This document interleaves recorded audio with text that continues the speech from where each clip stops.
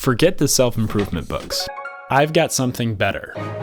Clash of Clans. Yeah, you heard that right. Beyond being a mobile gaming favorite since 2013, it can also teach you a lot about self-improvement. But what makes it so addictive, and how can we apply those principles to our daily lives? Stick around and I'll show you. For me, the most addictive part of the game is progress visualization. You start the game with a tiny base, one builder, and a level 1 town hall. The game revolves around making consistent, incremental investments, like gathering resources, upgrading troops, and expanding your base. And guess what? Success follows. If it didn't, you'd probably stop playing. Over time, your base gets bigger and it looks cooler. You have more resources to take on tougher opponents. I'm not going to sit here and say that getting in shape, for example, is as simple as leveling up your base in Clash of Clans. The investment in both time and effort is significantly greater. The gratification is also much more delayed. But the same principle holds true. By making small, consistent investments in any area, you will inevitably see progress. Another reason I keep coming back to Clash of Clans is because I genuinely enjoy the process. From strategizing my attacks to optimizing resources, the game engages different parts of my brain, and I find that fun.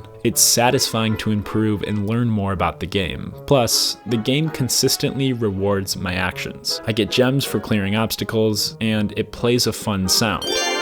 Every time I open the app and collect my resources, there's another enjoyable sound.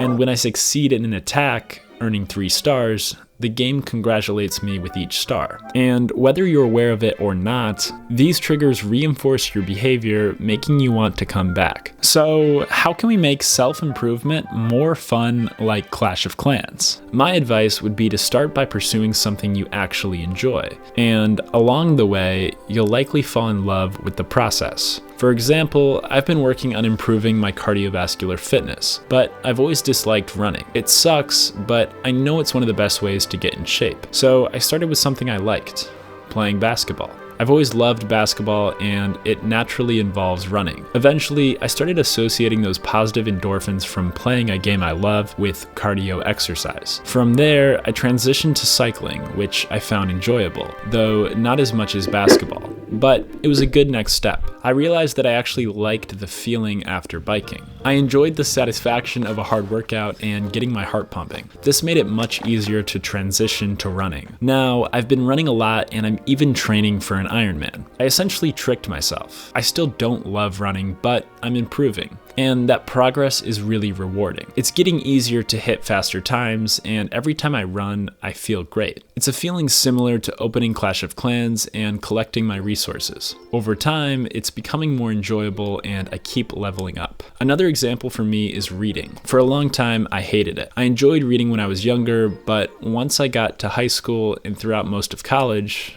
I sort of lost interest. That's because I was stuck reading textbooks and articles that didn't really interest me. So I switched to reading novels and self-improvement content, which I find fascinating and enjoyable. And as a result, I've been reading a lot more and gradually replacing the time I used to spend on social media with reading. The same thing happened with journaling. I didn't like it at first, but once I got a cool notebook with a fun layout and started seeing the pages fill up, I began to enjoy it more. So take a different approach. Instead of focusing on all of the hard work ahead, think about how you can gamify your self-improvement. Get obsessed with the process rather than the end result, because the results will come if you keep putting in the effort. One day, you'll be benching 255 pounds when you could barely lift the bar when you started. Each time you increase the weight, you'll experience a strong sense of accomplishment. This aspect of real-life self-improvement has a stronger psychological impact than even the most addictive games like Clash of Clans. When you start seeing real positive changes in your life, the sense of achievement is powerful.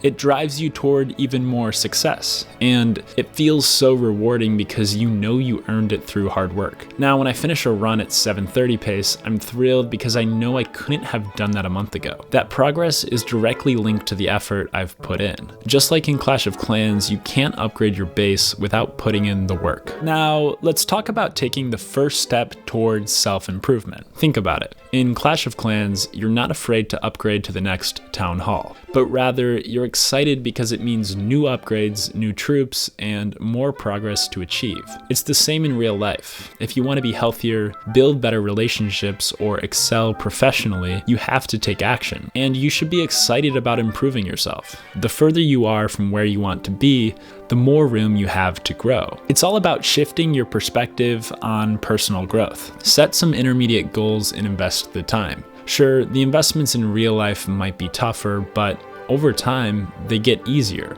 just like in the game. Fall in love with the process rather than focusing solely on the results. Next, I want to talk about bandwidth. Think of it like builders in Clash of Clans. Just as you can upgrade a few things at a time in the game, in real life, you can't tackle everything at once. So focus on what's most important to you. Maybe it's your health, maybe your career, maybe your relationships. Whatever it is, prioritize it. Just like in the game, those upgrades will pay off. And over time, you gain more builders in the game and you gain more bandwidth in real life. For me, getting in shape is the foundation. When your fitness is on point, it makes everything else easier. So if you're looking to boost your bandwidth, start with your health. It'll be easier to do anything when you're healthy and in good shape. You can free up another builder and go invest in your mental health. This is so goofy, bruh. And then there are setbacks. In Clash of Clans, when your base gets attacked, it's not game over. You just tap those gravestones, rebuild, and re-strategize. Life's similar. You're going to face challenges and get knocked down. But that's just part of the process. Don't let it hold you back. Rebuild, reassess, and keep moving forward. In the grand scheme, a setback is just a small bump in the road. It won't define your long-term success. If I have a day in the gym where I can't bench as much as usual, it doesn't get to me. I recognize it as just an off day and get back at it. I try to understand what might have caused it. Was it my nutrition? Maybe my sleep the night before? We often get discouraged by setbacks, but remember, it's not about being attached to the results. Focus on getting back into your routine and sticking with the process. Another important point is that while you can succeed on your own, you'll achieve even greater success with a supportive group. My clan in Clash of Clans is made up of real-life friends. Together, we grow and benefit from each other. Having a group of friends who are actively engaged in their own lives and contribute to yours gives you access to so much more. One last thing I've noticed is that this concept works the other way around too. If there's something in your life that you need to cut back on, whether it's smoking, drinking, social media, or even playing too much Clash of Clans, finding a way to gamify the quitting process can really help. I personally struggled with vaping nicotine for a long time, but I managed to quit by making the process enjoyable. Instead of vaping, I focused on outdoor activities that I enjoyed, like hiking, which was a healthier way to satisfy my dopamine craving. Also, I used an app that tracked how long it had been since I last vaped and how much money I had saved. I enjoyed seeing the time without vaping increase and the money pile up. At the same time, I loved feeling healthier, getting my appetite back, and regaining my focus and work ethic, all without needing to reach for a vape. My mind felt clearer. Plus, I started hitting new personal records in the gym. All these improvements motivated me to quit for good, and I haven't hit a vape since. So what's the point to all of this? I'm not saying you should play Clash of Clans because it'll make you jacked or successful. In fact, it's a major time suck. So if you've never played, I don't advise you start. What I am saying is this: you know the keys to success and how to reach your goals. It's about putting in the effort, making those small investments, and not being afraid to move forward. Don't let fear of the unknown hold you back, and find a way to enjoy the process. So if you're a pro in Clash of Clans, why not transfer that strategy to real life? Start upgrading your life like you upgrade your base. Make those investments, build your skills, and watch the results roll in. You've got this. Now go out there and make it happen. If you enjoyed this video or found it useful, the best way you can support me is by hitting the like button and subscribing if you want to see more. Also, YouTube thinks that you might enjoy this video, so check it out if you want. Peace.